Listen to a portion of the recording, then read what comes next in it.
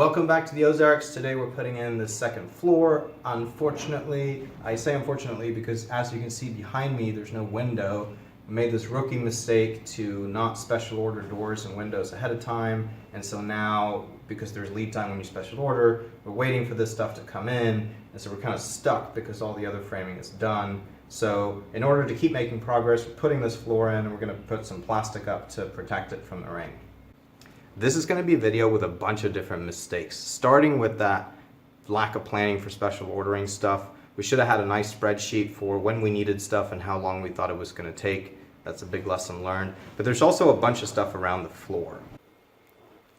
So first off, you can tell that this is actually plywood, it's not OSB, and you can tell that it's been wet. It's been wet because it's been laying up here before we had the roof and the membrane up, and I had thought that the tarps that we had would be good enough to protect it, but basically we bought tarps that were too cheap and they ripped, and so this stuff got wet.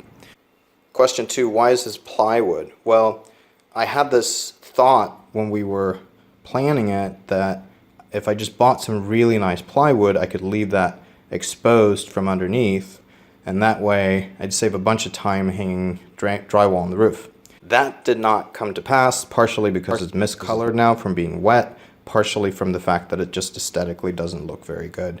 Another thing you may notice is that this is actually just a half an inch thick. The idea is that we'd be able to put a rubber membrane or some sort of foam on top of this, and then a floating floor on top of that, so that hopefully some of the clomping from moving around up here gets dampened. And so I guess I figured because we have those extra layers, and we're not going to have anything heavy. There's no load-bearing walls or anything standing on top of this floor. There's no, there's no bathtubs or anything. I think this will be all right. Another problem, and you'll see it if you look over here, is that these sheets are not lining up right on the beam. You can imagine the next sheet is going to end up having just this tiny little lip to sit on. That's why you have this line here, because I'm going to have to cut this sheet. I'm probably going to have to do that again in a little bit.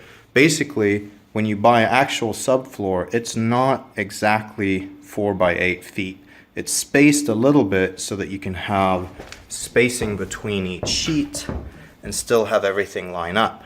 And the reason for that is, these sheets are huge and they grow and shrink with moisture, and so you need that little gap so that they're able to expand and contract a little bit without buckling. But these sheets are regular plywood, and so they're full and exact 4 by 8. So because of that, I'm having to cut the spacing in manually, which is a huge time sink. So.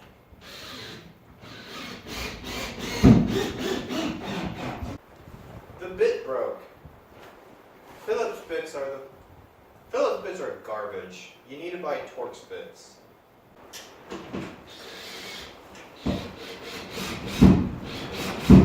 Okay, so actually a whole day has gone past because I was getting outrageously frustrated at these Phillips screws that I was using.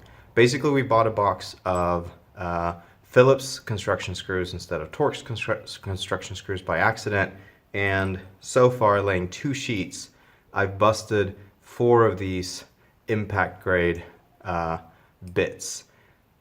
Maybe it's because they're Ryobi impact grade bits and they're not super high quality. I've been asking around a little bit, and what I've been told is that the bit makes a huge difference and that I should buy good bits, and also that I should expect bits to break. So for reference, for the flooring that I've laid already with the Torx screws, I've screwed 1,000 screws with the same Ryobi impact driver. You can tell that it's gotten wore out, so I'm going to switch it out now, but it's never stripped a screw, never had any issues like that. It's done 1,000 screws. The Phillips ones, in comparison, on average, they've been breaking every 15 screws. So that's 1,000 screws for the Torx before I feel like I need to replace it. 15 for the Phillips. And in order to be fair to the Phillips, I bought these really nice Bosch impact driver Phillips bits. And because I have this giant box of Phillips screws now that I gotta use. So I'm gonna try these, but I've also purchased a box of Torx screws for my own sanity.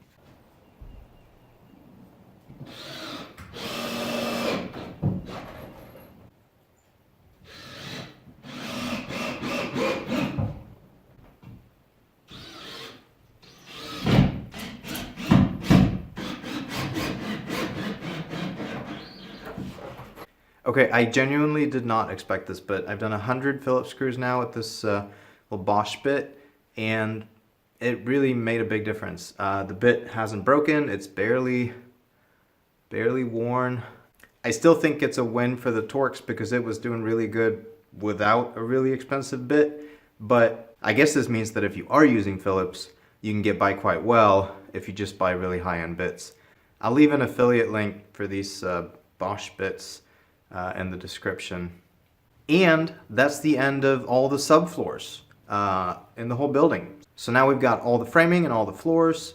Now we just need windows and doors, and we can start getting things nice and organized in here. Let me know if you have any experience using Torx or Phillips, what your preferences are. I've also seen square bits for subfloor screws. I don't really know what the benefit of that is over Phillips or Torx, but if you know, leave a comment, let me know. And as always, if you see me make any crazy mistakes, please let me know. And if you have any questions about anything, just leave a comment. I'll do my best to address it. And I'll see you guys next time.